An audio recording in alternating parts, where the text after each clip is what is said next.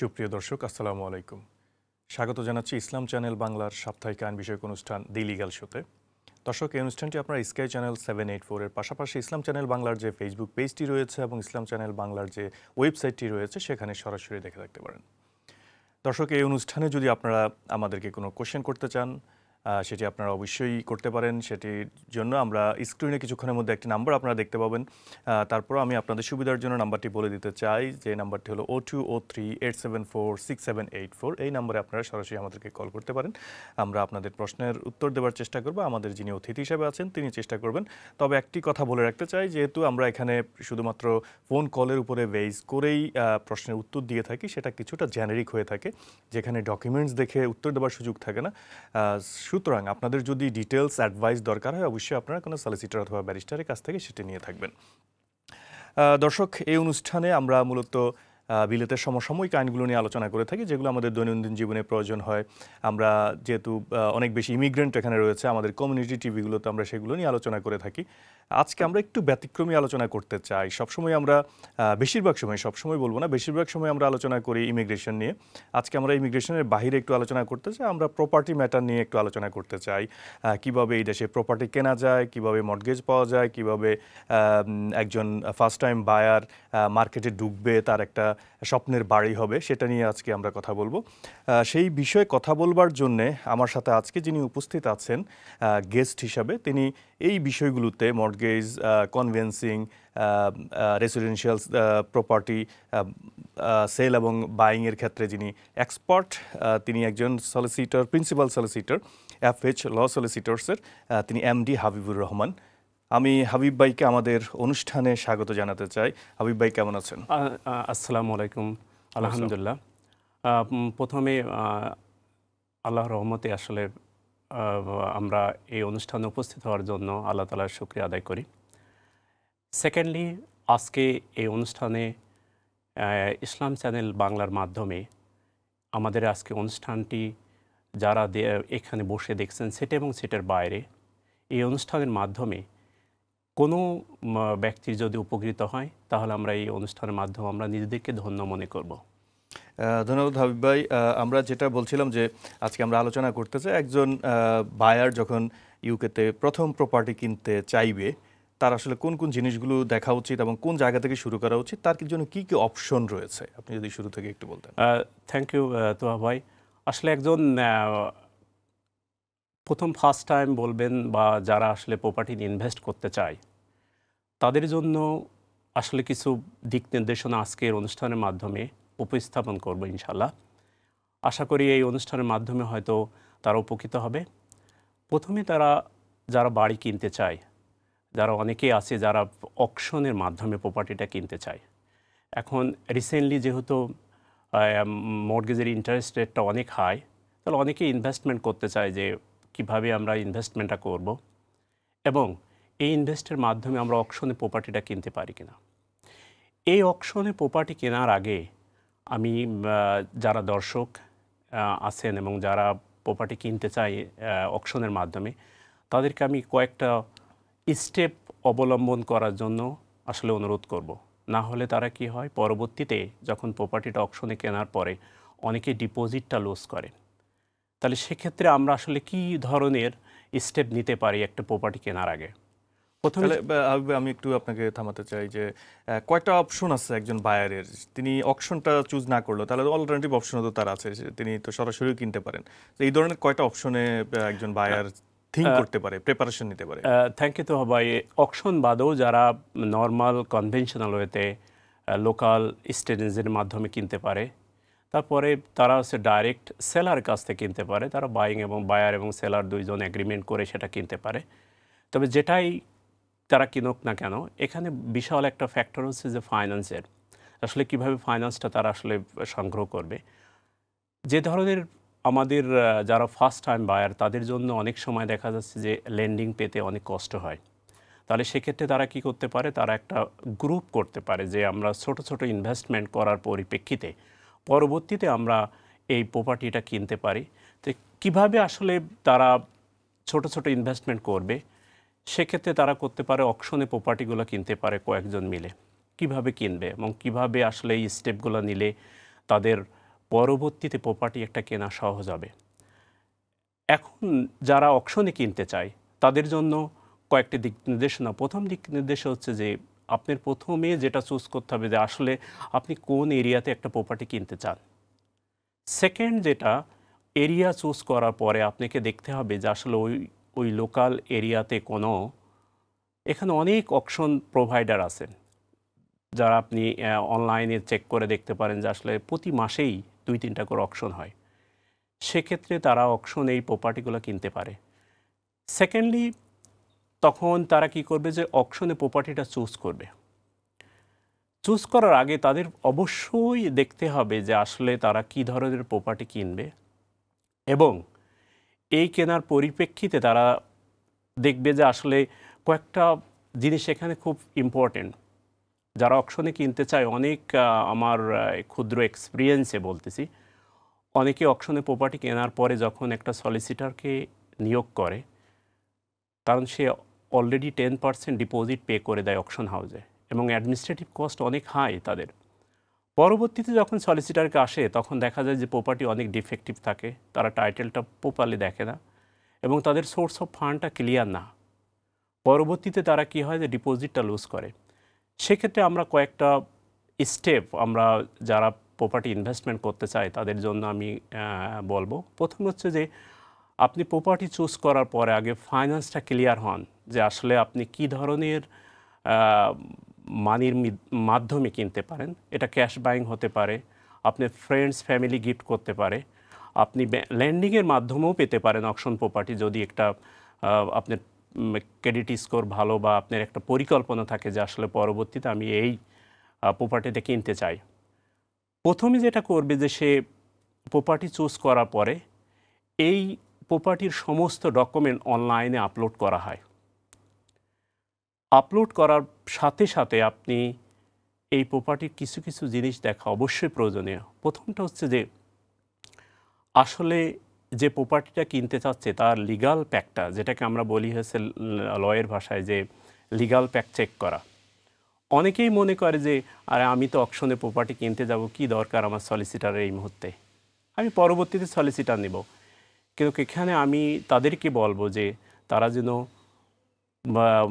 প্রথমে exchange of কন্ট্রাক্টের আগে, অকশনে bit করার আগে যেন অবশ্যই যারা প্রপার্টি নিয়ে কাজ করে তাদের সাথে পরামর্শ করে, যেটাকে আমরা বলি রিপোর্ট অন টাইটেল, যে রিপোর্ট অন টাইটেলের যে পার্টটা, যে একটা প্রপার্টিতে আসলে কী ধরনের ডিফেক্ট থাকতে পারে এবং কি কি ধরনের ডকুমেন্ট দেখা উচিত, এবং কি কি বিষয়গুলো একটা যে প্রপার্টি কিনবে তার জন্য আসলেই পরবর্তীতে সেই প্রপার্টিটা আসলে কি সেল করতে পারবে কিনা, কোনো কোর্টের জাজমেন্ট আছে কিনা, এবং লোকাল অথরিটির কোনো কিছু চার্জ বসানো আছে কিনা, এই বিষয়গুলো অবশ্যই সে দেখবে। তারপরে সে দেখবে যে আসলে প্রপার্টি চুজ করার পরে সে সিলেক্ট করবে যে ওখানে অনেক প্রপার্টি থাকে, প্রায় 200-300 প্রপার্টি আপনি দেখতে পারবেন। আপনার আসলে বাজেটের ভিতরে কয়টা প্রপার্টি আপনি চুজ করছেন। এরপরে আপনি যেটা করবেন যে সলিসিটারের মাধ্যমে রিপোর্ট অন টাইটেলটা অবশ্যই দেখবেন। দেখার পরিপ্রেক্ষিতে যখন আপনি প্রপার্টিটা চুজ করে ফেলছেন, এরপর আপনি ওই সলিসিটারের সাথেই কথা বলেন যে আপনার ফাইন্যান্স কী। এখন ফাইন্যান্সে এসে দেখা যায় যে অনেকেই কী করে, আমাদের কমিউনিটি যেটা হয়, আমার বন্ধু 10,000 টাকা দিছে, আমার আরেকজন 10,000 টাকা দিছে। সেক্ষেত্রে এই টাকাটা কীভাবে আসলে আপনি একজন সলিসিটার যখন দেখবে, কিভাবে দেখবে এবং কি কি বিষয়গুলো দেখা উচিত, এই বিষয়টা আমি আজকে দর্শকদের বলবো। প্রথম হচ্ছে যখন আপনি প্রপার্টি চুজ করার পরে একটা বাজেট করবেন, যে আপনি দেখা যাচ্ছে 100,000-এ একটা প্রপার্টি কিনতে চান, সেক্ষেত্রে আপনার একটা সলিসিটার কি দেখবে, আপনি যখন মানিটা ট্রান্সফার করবেন, আপনার ইনকাম কিভাবে আসলে অ্যাকুমুলেট করছেন, অথবা আপনার সোর্স অফ ফান্ড। এখানে সবচাইতে বড় বিষয়টা হচ্ছে সোর্স অফ ফান্ডটা অনেকেই দেখাতে পারে না। পরবর্তীতে কী হয়, সলিসিটার প্রপার্টিটা কমপ্লিট করতে পারে না, এবং না করার পরিপ্রেক্ষিতে সে কী হয়, 10% ডিপোজিট তো অলরেডি সে পে করে ফেলছে, এবং এই যদি 100,000 সে একটা প্রপার্টি কিনে 10,000 পাউন্ড সে লুজ করতেছে। সেক্ষেত্রে সে কী করবে, অকশনে বিট করার আগেই সলিসিটারকে তার রেলিভেন্ট ডকুমেন্টসগুলো দিয়ে দিবে, রেলিভেন্ট ডকুমেন্টসগুলো কী কী বিষয় এখানে আছে? সে যদি জব করে তাহলে সে অ্যাটলিস্ট 6 মান্থ পে স্লিপ দিবে যে আমার আসলে এটা জব আছে। যদি সে সেলফ এমপ্লয়েড থাকে তাহলে তার 2 ইয়ার্সের সেলফ এমপ্লয়েড অ্যাসেসমেন্ট আছে, সেটা সাবমিট করছে। এরপরে যদি সে কারো কাছ থেকে গিফট নেয়, এখানে বেশিরভাগই যেটা আমাদের কমিউনিটি হয় যে আমার গিফট মানি আসছে, তো গিফট মানি কীভাবে আসলে সলিসিটাররা অ্যাডভাইস করতে পারে। গিফট মানি হচ্ছে যে অনেক সময় দেখা যায় তার ফ্রেন্ডস 50,000 গিফট দিছে। এখন এখানে একটা বিশাল থাকে যে আপনি প্রপার্টি কিনতেছেন 100,000-এ, গিফট দিছে 50,000 পাউন্ড, তাহলে সলিসিটারকে আসলে ট্রানজ্যাকশনটা কমপ্লিট করবে কিনা। এখানে একটা মানি লন্ডারিং এর অনেক চেকিং থাকে একটা সলিসিটার ফার্মে, যারা প্রপার্টি করে অবশ্যই তারা জানবে। সেকেন্ডলি হচ্ছে যে এই গিফট মানি পাওয়ার পরে সে অলরেডি অ্যাকাউন্টে ইন করে নিছে, ওয়েদার সে ক্যাশ ডিপোজিট করছে অথবা সেটা ব্যাঙ্ক ট্রান্সফার করছে।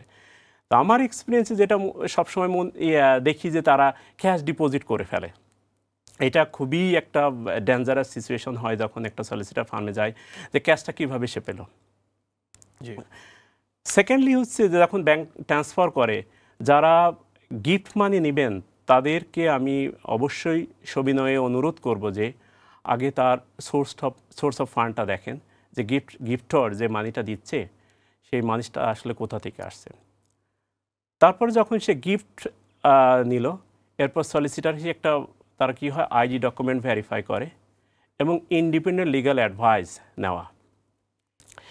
এখানে একটা ভাই খুব গুরুত্বপূর্ণ বিষয় হচ্ছে যে আমাদের কমিউনিটিতে যারা গিফট মানি দেয় তারা পরবর্তীতে সলিসিটার কাছে যেতে চায় না ইন্ডিপেন্ডেন্ট লিগ্যাল অ্যাডভাইস নিতে।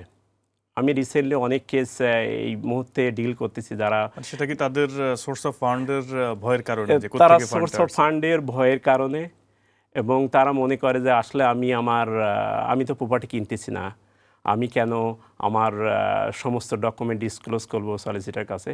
আমি তাদের উদ্দেশ্যে বলবো এটা আসলে আপনি যখন কাউকে গিফট দিচ্ছেন তখন আপনি বলেই দিচ্ছেন যে এই প্রপার্টিতে আমার কোনো নাই এবং আমি এটা আসলে একটা গিফট আকারে দিচ্ছি। তো যখন গিফট দিচ্ছেন তখন আপনার যদি সোর্স অফ ফান্ড জেনুইন হয়, বা আপনার সে ভাইকে একটা গিফট দিচ্ছেন 10,000-এর, আপনি রিলেশনশিপ এখানে বিশাল একটা ফ্যাক্টর, একটা ফ্রেন্ডসকে দিতে পারেন। এখানে কোনো নাই যে আপনার ফ্রেন্ডস দিতে পারবেন, অবশ্যই দিতে পারেন। একজন বায়ার কত পার্সেন্ট পর্যন্ত গিফট নিলে কোনো কোশ্চেনের উদ্রেক হবে না সেখানে? এখানে আসলে কোনো লিমিট নাই যে গিফট মানি। আইডিয়াল হচ্ছে যখন আমরা একটা লেন্ডারের মাধ্যমে, অর্থাৎ যখন ব্যাংক ফাইন্যান্স করে, আপনি প্রপার্টি কিনতেছেন 400,000-এর, আপনি ডিপোজিট করতেছেন 40,000, এখন আপনি গিফট মানি নিছেন হচ্ছে 35,000, তখন লেন্ডার অনেক সময় কোশ্চেন করে যে আসলে তোমার হোল গিফট মানি কিভাবে আসলো। সেকেন্ডলি হচ্ছে যে যখন লেন্ডার, কিছু লেন্ডার আছে যেমন হ্যালিফ্যাক্স, ন্যাটওয়েস্ট, এরা 3 থেকে 4 জনের বেশি গিফটের মানি নিতে চায় না। সেক্ষেত্রে তারা একটা লিমিটেশন করে দেয় যে আপনি ম্যাক্সিমাম 2 জন অথবা 3 জনের কাছ থেকে টাকাটা নিতে পারেন। সেক্ষেত্রে আমি তাদেরকে বলবো যারা গিফট নিয়ে প্রপার্টি কিনতে চান, যেমন আপনি আপনার বাবার কাছ থেকে গিফট নিতে পারেন এবং হোল অ্যামাউন্ট নিলেও এখানে কোনো অসুবিধা নাই। কোশ্চেন একটা রিলেশন ম্যাটার করে, এটা রিলেশনশিপ অবশ্যই একটা ফ্যাক্টর এখানে। সেকেন্ডলি হচ্ছে যে আপনি যখন ফ্রেন্ডের কাছ থেকে দিচ্ছেন তখনই কোশ্চেন আসছে যে তোমার ফ্রেন্ড কেন এত টাকা তোমাকে গিফট হিসাবে দিচ্ছে একটা প্রপার্টি কেনার জন্য। ফাইনালি যেটা সবচাইতে বড় অসুবিধা যেটা হয়, যখন গিফট ইন্ডিপেন্ডেন্ট লিগ্যাল অ্যাডভাইসটা দেয় না সলিসিটার মাধ্যমে, তখন এই লেন্ডারের যারা সলিসিটার তারা উইথড্র করে ট্রানজ্যাকশন, যে আসলে আমি ট্রানজ্যাকশনে কন্টিনিউ করতে পারবো না, কারণ হচ্ছে যে আমি তোমার গিফট লেটার নাই এবং গিফটের যে ইন্ডিপেন্ডেন্ট লিগ্যাল অ্যাডভাইস তুমি দিচ্ছে না। তখন তাদের জন্য আরও কিছু বিষয় আছে। আপনি 400,000 দিয়ে প্রপার্টি একটা কিনে ফেলছেন, অলরেডি অফার পেয়ে গেছেন এবং এক্সচেঞ্জ অফ কন্ট্রাক্ট এবং কমপ্লিশন হবে। সেক্ষেত্রে আপনি লেন্ডারকে আবার নোটিফাই করতে পারেন যে আমি আসলে আমার গিফট মানি আর লাগতেছে না, আমার সাফিসিয়েন্ট ফান্ড আছে অল্টারনেটিভ। তখন আর এই বিষয়ে কোনো অসুবিধা হওয়ার কথা না। আর একটা হচ্ছে যে সোর্স অফ ফান্ডের যে বিষয়টা এখন রিসেন্টলি যেটা মার্কেটে আসলে খুব প্রচলিত সেটা হচ্ছে কোম্পানির নামে প্রপার্টি কিনা। আমি সেটাতে আসছিলাম যে আপনি একটা কথা বলেছেন যে একজন অথবা গ্রুপ ভিত্তিক কোনো গ্রুপ নিয়ে তারা প্রপার্টি কিনতে পারে। এখন যদি ধরেন ওই গ্রুপটা ইন্ডিভিজুয়াল পার্সন হিসেবে থাকবে নাকি কোম্পানি করে কিনতে পারে, আপনার আপনার এইটাই আপনাকে করছি আবার। থ্যাংক ইউ তো ভাই। আসলে এখানে দুইটা ইস্যু, একটা হচ্ছে যে ইন্ডিভিজুয়াল, জি, আর একটা হচ্ছে কোম্পানি। তো যখন ইন্ডিভিজুয়াল কিনতে চায়, যারা তারা 10 জন একটা প্রপার্টি কিনতে চায় 10,000 করে দিয়ে 100,000 অথবা 200,000 দিয়ে কিনতে চায়, তখন তারা একটা কাজ করতে পারে, তারা প্রপার্টি একজনের নামে কিনতে পারে এবং বাকিগুলো তাদেরকে একটা, যেটাকে আমরা বলি হচ্ছে ডিড অফ ট্রাস্ট বা ডিড অফ ডিক্লারেশনস, যে ইন্ডিভিজুয়াল পার্টনারশিপ এগ্রিমেন্ট মাধ্যমে দেখা যাচ্ছে আপনি 10,000 দিচ্ছেন, আরেকজন 20,000 দিচ্ছে, এখানে একটা প্রপোর্শনেট তারা একটা ডিড অফ ট্রাস্ট করতে পারে, করে একজনের নামে প্রপার্টিটা কিনতে পারে। হ্যাঁ, এখানে যারা ইনভেস্টর তাদের ইন্ডিভিজুয়াল প্রপার্টি কিনলে এখন যেহেতু গভর্নমেন্ট আপনি রেন্টাল ইনকামের উপরে ট্যাক্স ইম্পোজ হয়েছে, সেক্ষেত্রে কোম্পানি করলে ভালো। এবং কোম্পানি একটা কোম্পানি ABC লিমিটেড করার পরিপ্রেক্ষিতে একজন ডাইরেক্টর সে শেয়ার হোল্ডার সেল করতে পারে 10 পিপল বা 20 পিপল বা 30 পিপলের কাছে। তাহলে কি হচ্ছে যে কোম্পানি হোল্ড করতেছে প্রপার্টিটা। পরবর্তীতে যেহেতু আমরা ট্যাক্স অ্যাডভাইজার না, আমরা শুধুমাত্র লিগ্যাল ম্যাটারটাকেই করি, পরবর্তীতে কি হয় যে এই প্রপার্টিটা শেয়ার হোল্ডার সে ইনক্রিজ করতে পারে, ডিক্রিজ করতে পারে, এবং প্রপার্টিটা কোম্পানি হোল্ড করে। এটা সুবিধা হয় তারা পার্টনারশিপে প্রপার্টিটা কিনলে। যদি কোম্পানির মাধ্যমে কিনে তাহলে কোম্পানির যারা ধরেন শেয়ার হোল্ডার সবাই কি ডিরেক্টর হতে হবে নাকি একজন ডিরেক্টর দুজন ডিরেক্টর হলেই হবে? এখানে ডিরেক্টর হওয়ার কোনো ম্যান্ডেটরি নাই, একজন ডিরেক্টর হলেই হবে। এখানে শেয়ার হোল্ডার হতে পারে অথবা তারা কোম্পানিকে লোন দিতে পারে। এটা এখন যেটা অনেকেই আছে যে যারা প্রপার্টি ফাইন্যান্স করতেছে, তারা কোম্পানিকে লোন দেয়। আপনার কাছে 100,000 আছেন, আপনার একটা ABC কোম্পানি আছে, আপনি সেখানে 100,000 লোন দিতে চান।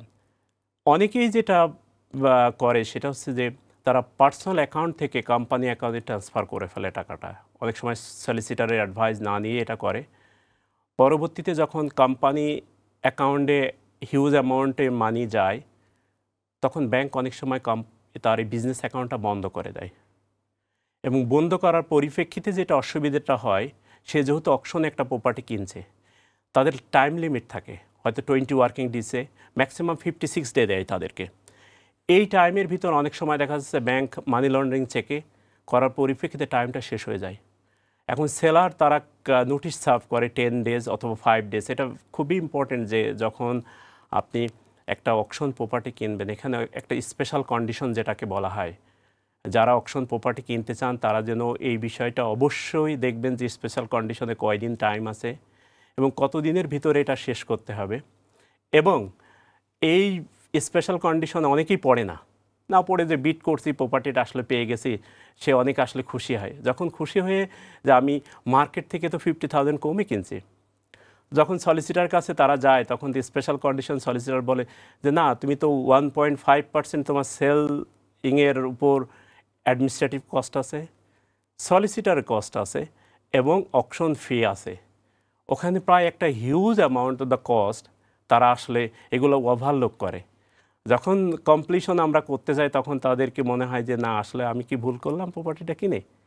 এখানে যে অ্যাডমিনিস্ট্রেটিভ কস্ট, এগুলো দেখতে হবে যে আসলে যখন আপনি ক্যাটালগটা দেখবেন, যখন লিগাল প্যাক যেটাকে বলি, এই লিগাল প্যাক দেখার সময় অবশ্যই আপনি দেখবেন যে আসলে আপনি মিনিমাইজ করবেন। যেহেতু আপনি ইনভেস্টমেন্ট করতেছেন, ক্যাশ পার্সেসে প্রপার্টিটা কিনতেছেন, তখন আপনার 1 পেনি ইম্পর্টেন্ট প্রত্যেকের জন্য। যদি 10 পাউন্ডস হয় সেটাও আপনার জন্য ইম্পর্টেন্ট। সে তখন কি করবে যে আসলে কোন প্রপার্টিগুলোতে লিগাল কস্ট কম এবং তাদের অ্যাডমিনিস্ট্রেটিভ কস্ট কম, সেই প্রপার্টিগুলো তারা চুজ করবে। এবং স্পেশাল কন্ডিশনে যেটা দেখবে যে কত দিনের ভিতর এটা কমপ্লিট করতে হবে। এমন হয় যে এটা অনেক সময় দেখা যায় তারা হচ্ছে 10 ওয়ার্কিং ডেজ দেয়। এখন 10 ওয়ার্কিং ডেজ দিলে আপনি ফাইন্যান্স রেডি করা বা এই ফাইন্যান্স 10 ডেজের ভিতর আসলে আপনার সাফিসিয়েন্ট ডকুমেন্ট আছে কিনা, এগুলো খুব ইম্পর্টেন্ট। তো যারা অকশনে প্রপার্টি এখন কিনতে চান, তারা প্রথমে আপনার ফাইন্যান্সটাকে আগে সিলেক্ট করবেন যে আসলে আপনার সোর্স অফ ফাইন্যান্সটা কী, কীভাবে আপনি এই ফাইন্যান্স অ্যাকুমুলেট করবেন। এবং আপনার লোকাল সলিসিটার আছে, যারা এক্সপার্টিজ আছে এই প্রপার্টি বিষয়ে করে, তাদের কাছ থেকে অ্যাডভাইস নেবেন যে আমি কিভাবে অকশনে প্রপার্টি কিনতে চাই, তার আগে আমি আসলে কি কি করণীয়। এরপরে যারা নিউ বায়ার অথবা ফার্স্ট টাইম বায়ার তাদেরকে আসলে অকশন প্রপার্টি তাদের জন্য কতটা বাস্তবসম্মত? থ্যাংক ইউ তোহা ভাই। আসলে যারা ফার্স্ট টাইম বায়ার তাদেরকে বলবো যে আসলে অকশনে প্রপার্টি এটা কখনো ভায়াবল না। কারণগুলো আমি বলতেছি।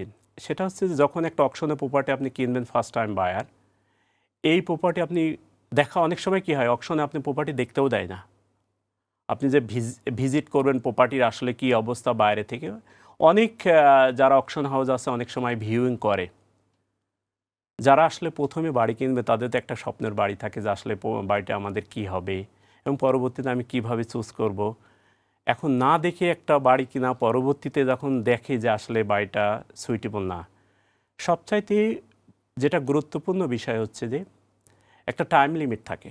আপনি ফার্স্ট টাইম বায়ার যখন আপনি লেন্ডিং করবেন একটা ব্যাংকের অথবা আপনি থার্ড পার্টি কারো কাছ থেকে লেন্ডিং করবেন, তখন এই টাইমের ভিতরে যেটা টাইম দেয় ওই টাইমে আসলে কখনো মর্টগেজটা কমপ্লিট হয় না। হ্যাঁ, যারা আসলে ভালো গুড স্কোর আছে, ক্রেডিট স্কোর আছে, তারা যেটা করতে পারে, তারা যখন প্রপার্টি অকশনে যাওয়ার আগেই সে তার মর্টগেজ অ্যাডভাইজার আছে অথবা ব্যাংকের সাথে সরাসরি কথা বলে যে আমি এই প্রপার্টিটা কিনতে চাই, তুমি কি আসলে আমাদেরকে লেন্ডিং করবা কিনা। অনেক ব্যাংক আছে, যেমন আপনি বাকলেস আছে, তারা টেবিল ভ্যালুয়েশন করে। তারা ভ্যালুয়েশন করতে ওখানে ফিজিক্যালি যায় না, যেটাকে আমরা বলি যে লয়ের ভাষায় যে টেবিল ভ্যালুয়েশন। যদি টেবিল ভ্যালুয়েশন আপনার মর্টগেজটা অ্যাপ্রুভ থাকে, তাহলে আপনি রিস্ক নিতে পারেন, ফার্স্ট টাইম বায়ার হিসাবেও আপনি বাড়ি কিনতে পারেন। আর যদি আপনার অল্টারনেটিভ সোর্স অফ ফাইন্যান্স না থাকে, তাহলে আমি যারা ফার্স্ট টাইম বায়ার আছেন তাদেরকে বলবো যে আসলে কখনো অকশনে প্রপার্টি কেনা উচিত নয়। হ্যাঁ, আপনার কাছে যদি ক্যাশ মানি থাকে, ডেফিনেটলি ফার্স্ট টাইম বায়ার হলেও আপনি অকশনে প্রপার্টি কিনলে অনেকটা আপনি বেনিফিটেড হবেন। কারণ অকশনে অনেক সময় প্রপার্টিগুলো যেগুলো থাকে মার্কেট ভ্যালু থেকে একটু কম থাকে। সেকেন্ড হচ্ছে যে আপনি এই প্রপার্টিটা কুইকলি বাই করতে পারছেন। অনেক সময় চেইন থাকে, আপনি একটা প্রপার্টি কিনবেন, সে অনেক ট্রানজ্যাকশন আছে আমাদের, আমরা যখন কনভেন্সিং করি, বায়ার সেলার যে সেল করতে সে একটা প্রপার্টি, ওইটা সেল করে আরেকটা কিনতেছে, আবার যে সেল করতেছে সে আরেকটা কিনতেছে। এভাবে 7 থেকে 8 ট্রানজ্যাকশন আমাদের একসাথে করতে হয়। এটা অনেক সময় কি হয় যে আপনার মর্টগেজ অফার থাকে 6 মান্থ এক্সপায়ার হয়ে যায় এবং এই ট্রানজ্যাকশন কমপ্লিট করা যায় না। সেক্ষেত্রে যদি আপনার অল্টারনেটিভ সোর্স অফ ফাইন্যান্স থাকে, তাহলে আপনি উইদিন 20 ওয়ার্কিং ডেজের ভিতরে আপনি প্রপার্টিটা কিনে ফেলতে পারছেন। তবে সেক্ষেত্রে আপনি একটা জিনিস মনে রাখবেন যে যারা ফার্স্ট টাইম বায়ার তাদেরকে অবশ্যই প্ল্যান করা উচিত যে আসলে কী ধরনের প্রপার্টি কিনবেন। এটা তো আসলে একটা পাউন্ড বল না যে আমি আজকে কিনলাম আর কালকেই আপনি এটাকে চেঞ্জ করবেন। আর একটা হচ্ছে যে আমরা যারা ইনভেস্টারও আছে, শুধু ফার্স্ট টাইম বায়ার না, ইনভেস্টারও আছে, অনেক সময় তারা প্রপার্টির ইনভেস্ট করে, তারা আসলে ওইগুলো গুরুত্ব দেয় না। যেমন একটা প্রপার্টিতে আপনি কিনছেন, সে প্রপার্টিটা আসলে রেজিস্টারই হয় নাই, তাহলে সেক্ষেত্রে দেখা যাচ্ছে অনেক সময় ডকুমেন্টগুলো প্রপারলি দেখা হয় না। কারণ সে যখন অকশনে প্রপার্টিতে কিনতেছে, সে কিন্তু কোনো ডকুমেন্ট না দেখেই কিনতেছে। কোনো ডকুমেন্ট সে লিগ্যাল অ্যাডভাইস নেওয়ার আগেই সে 10% মানি তাকে দিয়ে দিচ্ছে। তারা যেটা করতে পারে, তারা আসলে প্রথমে সলিসিটার মাধ্যমে লিগ্যাল প্যাকটা ফুললি দেখে নেবে। দেখার পরিপ্রেক্ষিতে যারা ফার্স্ট টাইম বায়ার, তারা মর্টগেজ অ্যাডভাইজারের সাথে কথা বলতে পারে যে এই প্রপার্টিটা আসলে আমি কিনতে চাই, উইদিন 56 ডেজের ভিতরে অথবা 20 ওয়ার্কিং ডেজের ভিতরে আমি কি ফাইন্যান্স পেতে পারি। যদি অ্যাপ্রুভ হয়, তাহলে সেক্ষেত্রে ফার্স্ট টাইম বায়ারও আপনি অকশনে প্রপার্টি কিনতে পারবে। তার মানে প্রথমত আপনি যেটা বললেন ল প্যাক যেটা, সেটা নিয়ে অবশ্যই সলিসিটরের সাথে কথা বলা উচিত। অবশ্যই, তাতে করে তাদের ডকুমেন্টারি যে প্রবলেমগুলো ফেস করতে হতে পারে পরে, সেটা থেকে মুক্তি পাওয়ার সম্ভাবনা আছে। হ্যাঁ, এটা অবশ্যই। তো ভাই, আসলে আপনি হোল লাইফের অথবা একটা ফ্রি হোল্ড বলেন, লিজ হোল্ড প্রপার্টি কিনতেছেন, হোল লাইফ ইনভেস্টমেন্ট আপনার, যারা এদেশে ফার্স্ট টাইম বায়ার বলেন বা যারা ইনভেস্টর, তাদের জন্য অনেক সময় প্রপার্টি কেনা অনেক হার্ড হয়। তাহলে আপনি আপনার লাইফ টাইম সেভিংয়ের সমস্ত মানি দিয়ে ইনভেস্ট করতে চান, সেক্ষেত্রে আপনি একটা প্রপার্টি দেখবেন না, প্রপারলি লিগাল প্যাকটা দেখবেন না। যেমন আপনি যদি একটা অ্যামাজনে প্রোডাক্ট কিনতে চান, আপনি দেখতেছেন রিভিউ কত, মাত্র 10 পাউন্ড। আপনি সেম থিং অ্যাডভাইস নিয়েই কাজ শুরু অ্যাডভাইস করা দিয়েই কাজ শুরু উত্তম করা আর কি। উচিত আমি মনে করি। জি, থ্যাংক ইউ। আমাদের একটা ব্রেকে যেতে হবে। ব্রেক থেকে ফিরে আমরা আমাদের যেটি আজকের আলোচনার অন্যতম টপিক ইসলামিক মর্টগেজ, সেটা নিয়ে আমরা আলোচনা করব। প্রিয় দর্শক, একটি বিরতির সময় হয়ে গিয়েছে, আমাদের সাথেই থাকুন, ফিরছি শীঘ্রই।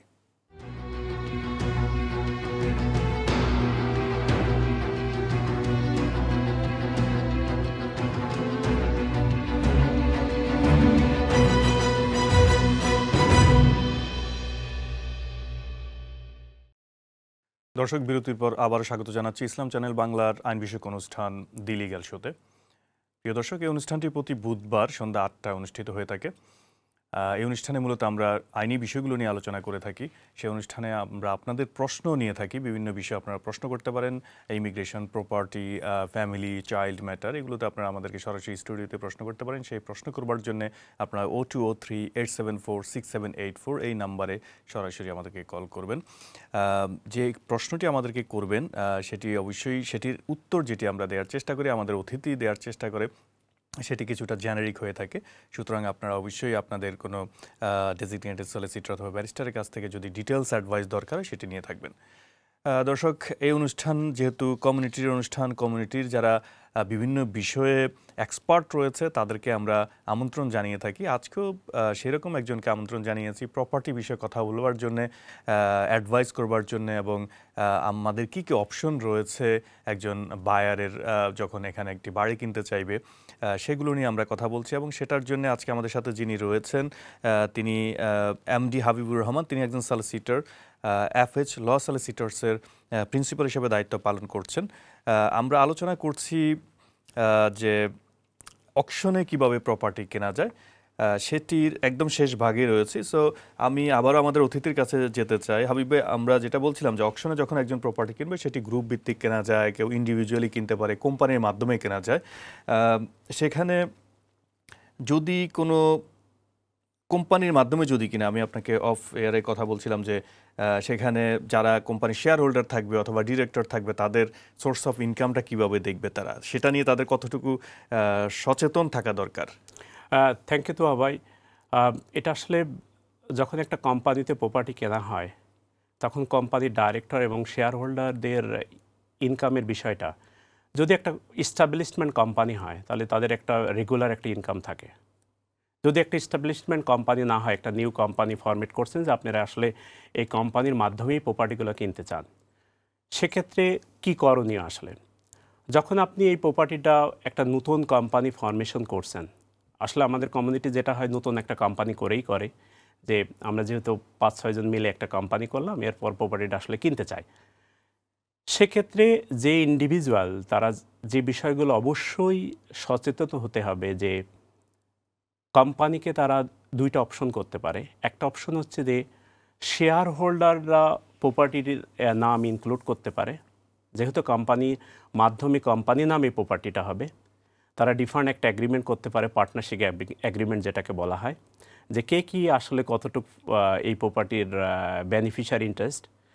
লিগাল এন্টিটি যেহেতু কোম্পানি হোল্ড করে এবং কোম্পানি একটা ডিফারেন্ট পারসন, এরপরে তারা কি করতে পারে, একটা পার্টনারশিপ এগ্রিমেন্টের মাধ্যমে সে 10% একজন দিল, 20% আর একজন দিল, তার পরিপ্রেক্ষিতে যে 10% মানিটা দিচ্ছে সেজন্য অবশ্যই এই মানিটা ব্যাংকের মাধ্যমে ট্রান্সফার করে।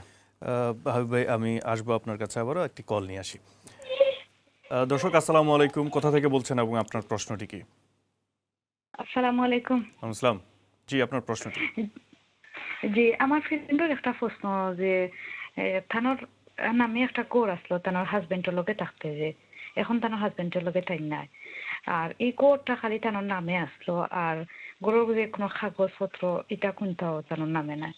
এখন এই কোর একটা কিতা তাই ফাইবানি কোনো হলে ও ও ওটা জানতাম আসলে হইবানি প্লিজ। জি হাবিব, আপনি কোশ্চেনটি বুঝতে জি পেরেছেন? জি জি জি, আপনি আমাদের সাথেই থাকুন। জি ঠিক আছে। থ্যাংক ইউ সিস্টার আপনার সুন্দর একটা প্রশ্ন করার জন্য। যে প্রপার্টিতে সে থাকতো কিন্তু তার নামে আসলে প্রপার্টিটা ছিল না, তাহলে আসলে এখানে দুইটা ফ্যাক্টর অবশ্যই কনসিডার করা হয়, যেটা হচ্ছে ফ্যামিলি ম্যাটারে, যে যদি হাজব্যান্ড এবং ওয়াইফ হয় তাহলে যদি প্রপার্টিটা তার নামে নাও থাকে তাহলে সে কী পাবে, সে according to the family law সেই প্রপার্টি শেয়ার হোল্ডার তার আছে। অনেক সময় এটা ডিপেন্ড করে আসলে কী ধরনের তাদের ভিতর অ্যাগ্রিমেন্ট এবং তারা কি আসলে এটা মেন রেসিডেন্ট কিনা, ওই ফ্যামিলি হোমটা আসলে মেন রেসিডেন্ট কিনা। যদি তার ওয়াইফের মেন রেসিডেন্ট হয় তাহলে সেক্ষেত্রে ওয়াইফটাই আসলে প্রায়োরিটি দেওয়া হয় বেশি, ইভেন দো ওয়াইফের নাম প্রপার্টিতে না থাকলো। তারা আসলে হাজব্যান্ড ওয়াইফ না, এটা ফ্রেন্ডস, তারা একজন তারা থাকতে পারে যে দুইজন মিলেই প্রপার্টিটা কিনছিল কিন্তু একজনের নামে কিনছিল। সেক্ষেত্রে কি আসলেই যে প্রপার্টিতে তার নাম নাই সে কি আসলে তার লিগাল এন্টিটিটা আছে কিনা। এখানে খুব একটা সুন্দর অ্যাডভাইস আমি দিতে চাই কমিউনিটি অনেকেই মনে করে যে আসলে বিশ্বাস করে, এবং বিশ্বাস করার পরিপ্রেক্ষিতে যেটা কি হয় তারা পরবর্তীতে তাদের ভিতরে, আমি সবসময় ক্লায়েন্টদের বলি মানি মেক অ্যানিমি ক্রিয়েট হয়ে যায় তাদের ভিতরে। তারা ফ্রেন্ড 10 ইয়ার্স ধরে একসাথে আছে, তারপরে 5 ইয়ার্সে তারা একটা প্রপার্টি কেনার পরিপ্রেক্ষিতে সে মনে করে যে আমার ফ্রেন্ডকে তো আমি বিশ্বাস করছি, আমি তো এই প্রপার্টিটা ছিলাম। যখন ফ্রেন্ড দেখে যে এই প্রপার্টির ভ্যালু তো অনেক হয়ে যাচ্ছে, তাকে আসলে কিক আউট করে দেয় তার বাসার থেকে, যে না তোমার এখানে কোনো রাইট নাই।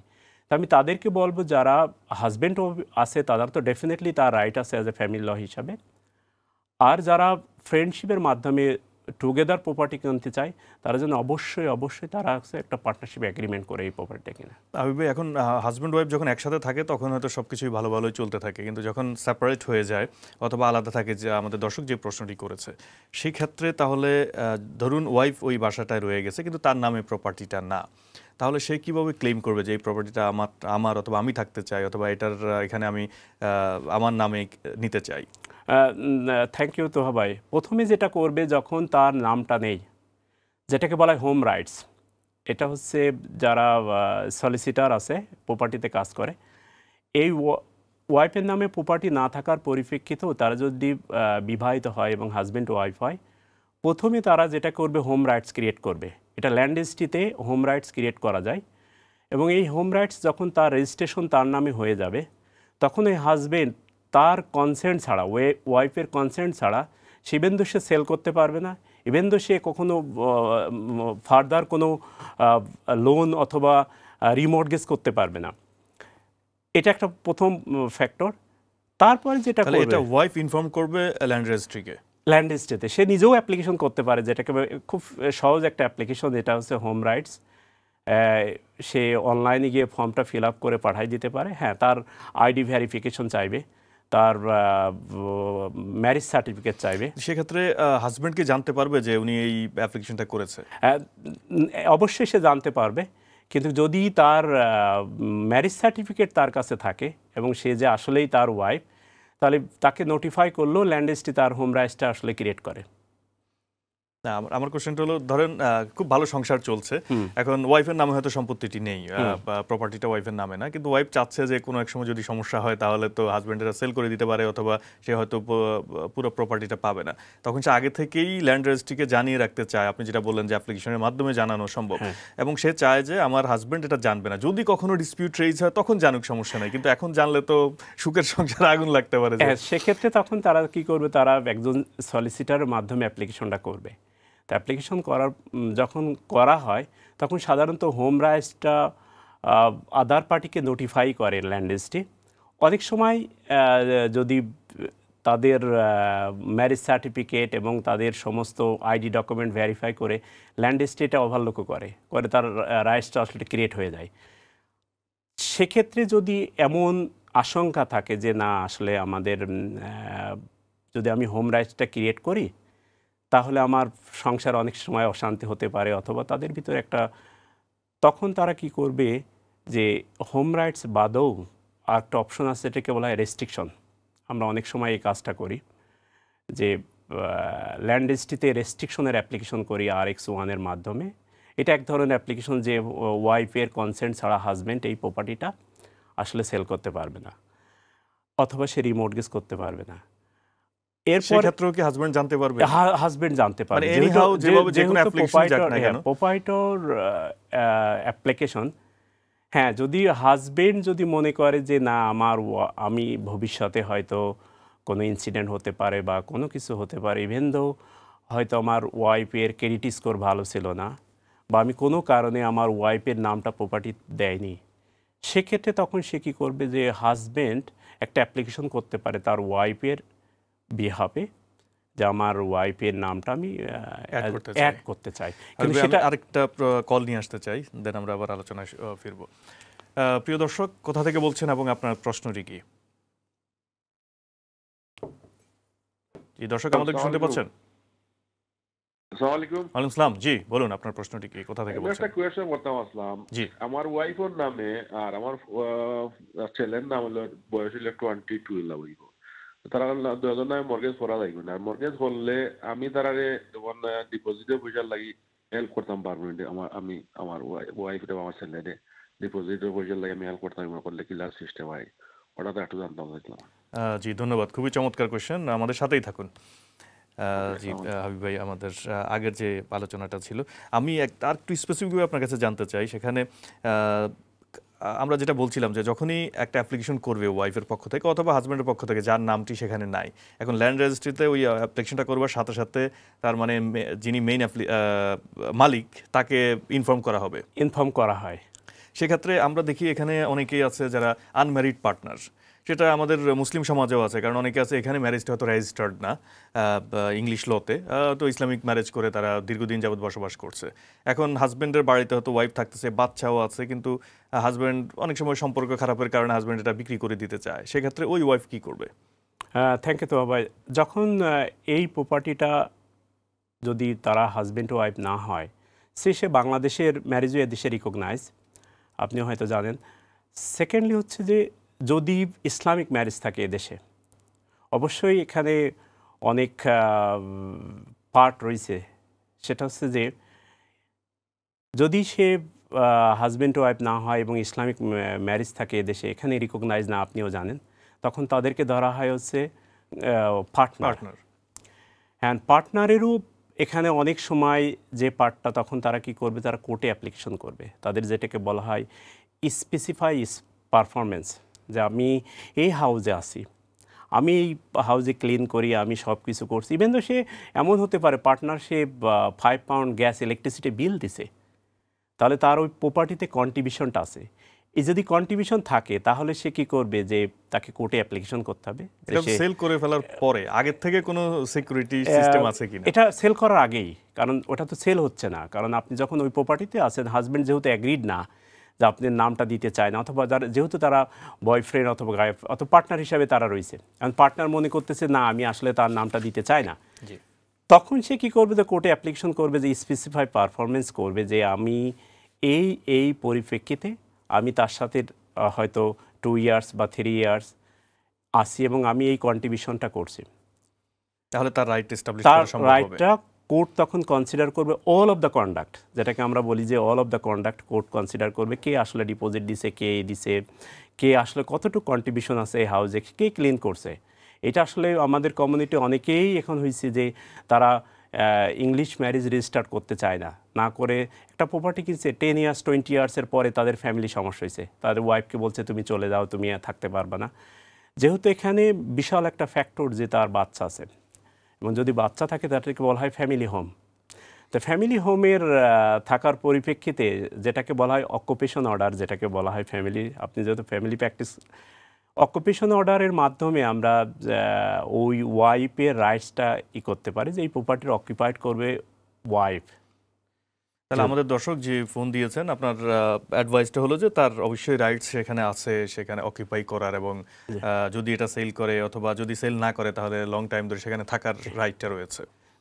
থ্যাংক ইউ তো ভাই। যে কোশ্চেনটা আমাদের পূর্ববর্তী দর্শক করছে, সে যে আসলে সে কীভাবে ডিপোজিটটা দিতে পারে, তার এটাতে আমি পরে আসছি, এটা সেকেন্ড কোশ্চেন ছিল। আমি প্রথমটাতেই এখন আরেকটু ক্লিয়ার হতে চাই। যিনি প্রশ্নটা করেছিল যে তার হাজব্যান্ড সাথে থাকে না, এখন ওই বাড়িটার মালিক তিনি কীভাবে হতে পারেন, যেটা নিয়ে আমরা আলোচনা করছিলাম।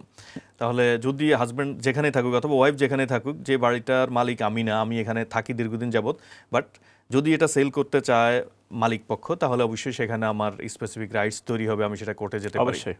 জি, সেকেন্ড কোশ্চেন যেটা ছিল যে ভদ্রলোক যিনি কোশ্চেন করেছেন যে তার 20 ইয়ার্স ওল্ড ছেলে রয়েছে এবং ওয়াইফ রয়েছে, তাদের নামে যদি সে বাড়ি কিনতে চায় পারবে কিনা, এবং তিনি যদি ডিপোজিট মানিটা দিতে চায় সেটা পারবে কিনা। অবশ্যই। Thank you.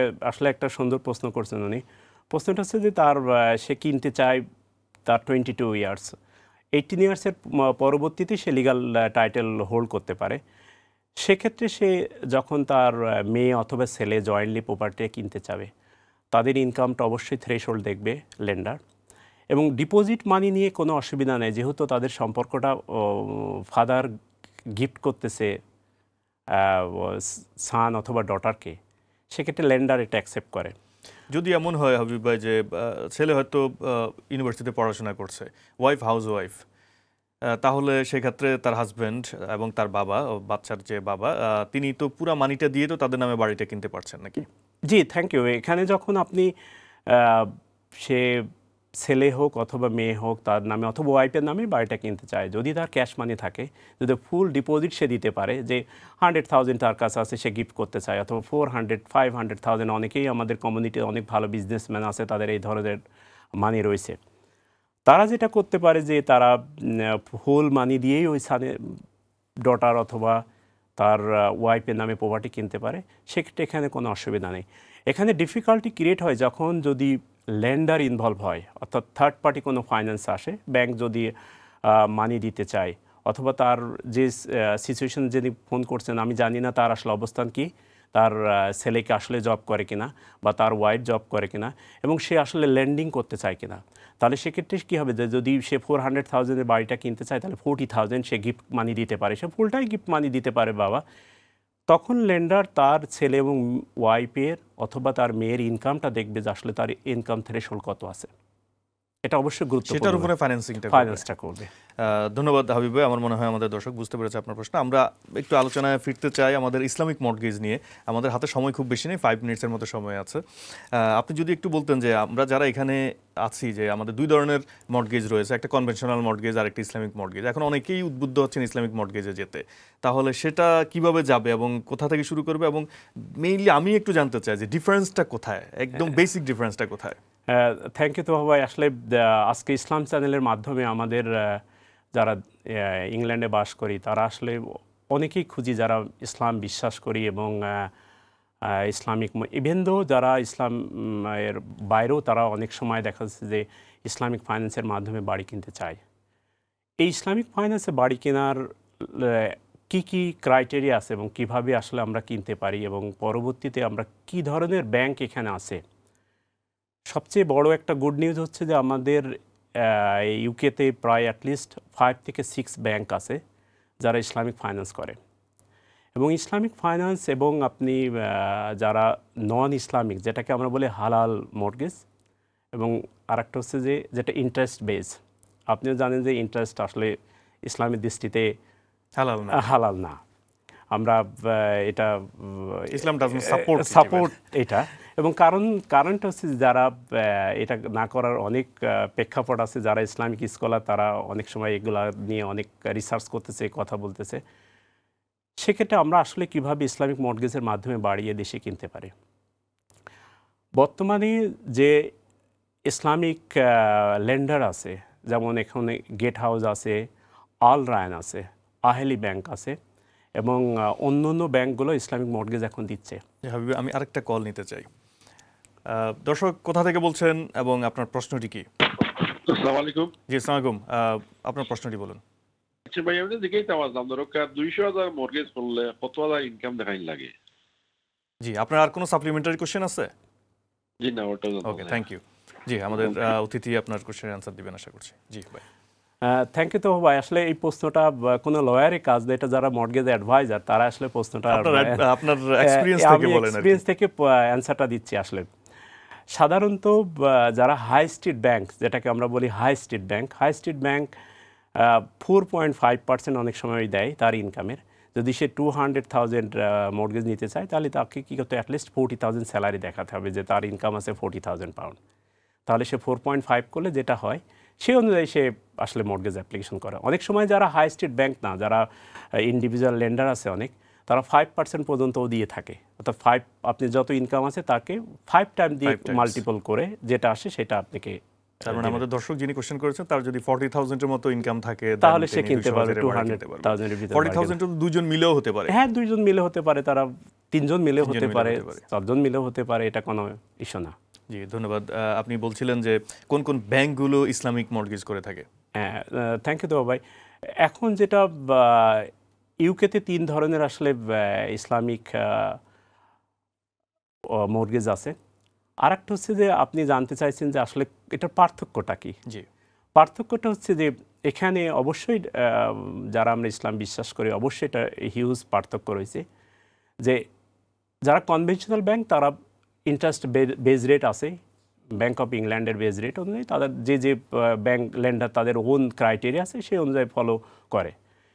কিন্তু এখানে একটা বিশাল ফ্যাক্টর হচ্ছে যারা ইসলামিক লেন্ডার তারা কিভাবে আসলে আপনাকে ফাইন্যান্স করবে। ইসলামিক ফাইন্যান্সে 3 ধরনের ভাবে এখানে ফাইন্যান্স করে। একটা হচ্ছে যে যেটাকে বলা হয় ইজারা, যে আপনি লিজের মাধ্যমে, অর্থাৎ প্রথমটা হচ্ছে যে ইজারা হচ্ছে আপনি ব্যাংক আপনি সে 20% মানি দিছেন এবং 80% মানি ব্যাংক দিবে। তো কীভাবে ফাইন্যান্স করবে আপনাকে এখানে ইন্টারেস্ট ছাড়া আসলে কিভাবে দিবে? যেটাকে বলা হয় যে ব্যাংক লিগাল টাইটেল হোল্ড করে এবং আপনাকে আপনি 25 ইয়ার্সের ওখানে আপনি থাকবেন অ্যাজ এ টেনেন্ট। আপনি প্রতি মাসে রেন্ট দিবেন, এই আপনি রেন্টের একটা পার্ট আপনি অ্যাকুমুলেটেড হতে থাকবে। আপনি রেন্ট 1200 পাউন্ড, ওখান থেকে আপনি যে 80% ব্যাংক আপনাকে ফাইন্যান্স করলো, স্লোলি 25 ইয়ার্সের ভিতর আপনি রেন্ট পরিশোধ করবেন। এই 25 ইয়ার্সের ভিতরে রেন্ট যখন পরিশোধ হয়ে যাবে তখন ব্যাংক আপনাকে এই ফুল টাইটেলটা আপনাকে দিবে। তাহলে আমি তো এই 25 ইয়ার্স পর্যন্ত এই বাড়ির মালিক যে আমি সেটাও বলতে পারছি না।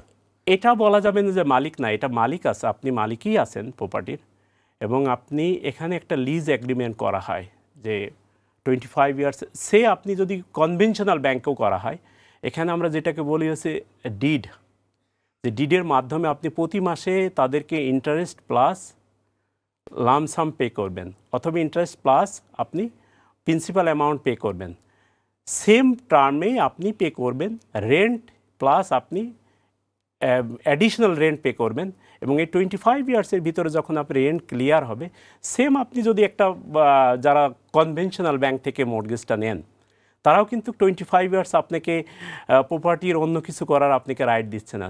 রাইটেই আমাদের অনেক সময় ওরা মনে করি যে ইসলামী ব্যাংক থেকে মর্টগেজটা নিব, আমি তো কনভেনশনাল ব্যাংক থেকে যদি নিয়ে থাকি সেটা আমি সেল করতে পারতেছি, রিমর্টগেজ করতে পারতেছি, আমার অপশন আছে, কিন্তু ইসলামিক ব্যাংকে কি সেটা আমার সম্ভব? জি, আপনি সেল করতে পারছেন, আপনি যদি ইকুইটি থাকে আপনি রিমর্টগেজও করতে পারবেন, কিন্তু এখানে শর্ত আছে, আপনি ব্যাংকের কনসেন্ট নিতে হবে।